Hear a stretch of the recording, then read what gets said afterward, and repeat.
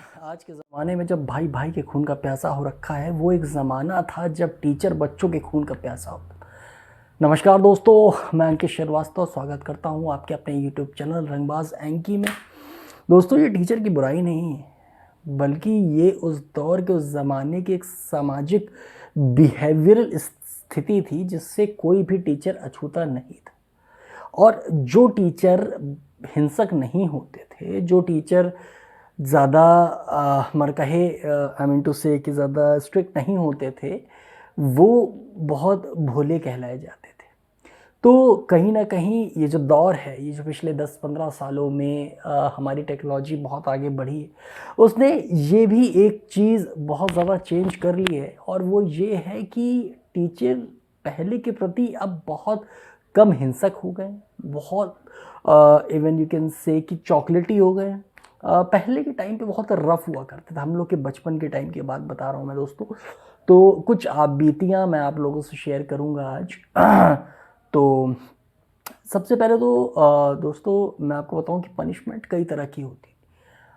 Punishment में कुछ बच्चे जो थे वो संटियों से मारे जाते थे, सूते जाते थे। कुछ बच्चे मुर्गा बनाए जाते थे, और हम लोग चूँकि हाइब्रिड थे, हम लोग मुर्गा बना के सूते जाते थे। अच्छा, उसमें कुछ और भी श्रेणियाँ थी, जैसे कि हाथ ऊपर करके खड़ा रहना। तो उसमें सीधे हाथ स्ट्रेट होने चाहिए, और इसके अलावा आपके और भी बहुत सारी चीज़ें, जैसे हाथ में डस्टर, हाथ में संटी, और साथ ही साथ जो मेरा सबसे जो मुझे फेवरेट नहीं कहूँगा, मैं कहूँगा कि जो सबसे ज़्यादा खतरनाक, जिससे मुझे सबसे ज़्यादा डर लगता था, वो था ज़लील होना।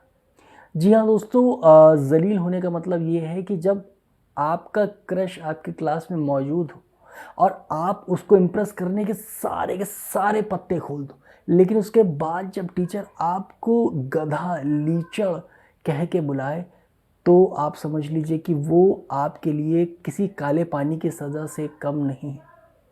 जी हाँ दोस्तों, इसके अलावा आपको बता दूं कि एक ऐसा आज भी ऐसा ही होता होगा, लेकिन पहले भी एक ऐसा सिस्टम था कि जिस बच्चे के मान लीजिए 20 मार्क्स का कोई टेस्ट पेपर है, तो उसमें जितने कम आते थे उतने डस्टर पड़ते थे हाथ में। जैसे मान लीजिए कि 20 का है तो 16 आए तो 4 पड़े, तो इस तरीके से। अच्छा, मेरे साथ चीज़ थी कि मुझे 20 के 20 पड़ते थे। तो काफ़ी टाइम कंज्यूमिंग था। तो ऐसा नहीं है कि ये सब दिक्कतें आपको गर्मी के मौसम में कम देती थी। जो नवंबर दिसंबर था तब ज़्यादा महसूस होता था, क्योंकि जो खून का संचार है, साइंस आपने पढ़ी होगी, तो जो खून का होता है थोड़ा जम सा जाता है, फिर जो उसमें कोई चीज़ फाट की जाती है, तो वो बहुत सारी चीज़ें होती। तो उसमें काफ़ी कष्ट होता था। अच्छा, इसके अलावा दोस्तों सबसे बड़ी चीज़ ये होती थी कि कहीं न कहीं पेरेंट्स टीचर मीटिंग में भी अगर आप देखा जाए, तो उसमें भी कहीं न कहीं हम ज़लील करने के लिए बुलाए जाते थे। हमारे पेरेंट्स ज़लील करने के लिए बुलाए जाते थे। तो ज़लालत जो थी वो हमारी ज़िंदगी का हिस्सा हो चुकी थी। और टीचर उस टाइम पे इतने ज़्यादा स्मार्ट हुआ करते थे कि उनको भी पता था कि बच्चे की अगर कॉपी है, उस पे कोई उसके कम नंबर आए हैं, तो उससे वो अपने पिताजी का सिग्नेचर मंगवाया जाता था। तो इत्तेफ़ाक की बात, मेरे पिताजी जो हैं वो बहुत खुश तो नहीं होते थे मेरे नंबर देख के। तो मैं कोशिश करता था कि उनके दस्तखत खुद ही मारूँ। तो बहुत प्रैक्टिस करनी पड़ती थी इनके साइन मारने के लिए, और बहुत दिन तक ये खेल चलता रहा। ये स्कैम हमने कई सालों तक किया, लेकिन जब एक बार ऐसा हुआ कि शायद मिसमैच हो गया सिग्नेचर, तो आम तौर पर जो, मुझे भी नहीं याद कि उस दिन क्या हुआ था मेरे साथ, लेकिन कुछ धुंधला-धुंधला सा याद करूँ तो काफ़ी दर्द आता है शरीर में। मुझे नहीं याद एग्जैक्टली। खैर एनीवेज, तो मेरा कहने का ये मतलब है कि अब आज के टाइम पे क्या है कि पढ़ाई इतनी आसान हो गई है, टीचर्स का कनेक्ट ख़त्म हो चुका है फिज़िकली। अब आप ये समझ लीजिए कि सिर्फ एक बटन दबाया, आ गए, कुल्ला भी नहीं किया, बैठे हुए हैं, पता चला ब्रश कर रहे हैं, बच्चा बैठे बैठे पढ़ाई कर रहा है। ऑनलाइन आपने देखा ही था कि सब क्या चल रहा था। टीचर को कुछ भी लिख दे रहे हैं, टीचर को भी कोई मतलब नहीं था, वो सब ऐसे ही चलता था। हम लोग टीचर की गाड़ी पहचानते थे। और ढूंढते थे कि जो टीचर है उसकी गाड़ी जिस दिन दिख जाती थी तो कलेजा मुंह को आ जाता था। अच्छा, उस टाइम पे सबसे बड़ी चीज़ होती थी कि हम लोग की डिपेंडेंसी बहुत सारी चीज़ों में रहती थी। स्पेशली इंद्र देवता हमारे फेवरेट हुआ करते थे।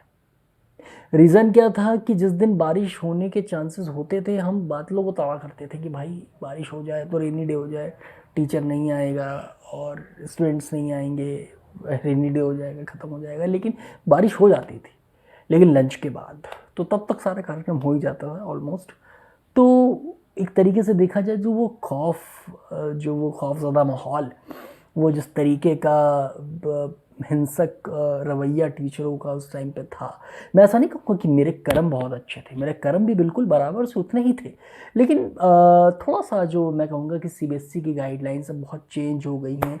सीबीएसई बहुत लीनियंट हो गया है बच्चों के प्रति। उनके हिसाब से अगर बच्चों के साथ ये सब चीज़ें हो रही हैं तो एक हरासमेंट है, अगर बच्चों को टीचर मार रहा है तो। मेरा सिर्फ एक सवाल है कि उस टाइम पे ये गाइडलाइंस कहाँ थी या हमें नहीं पता थी।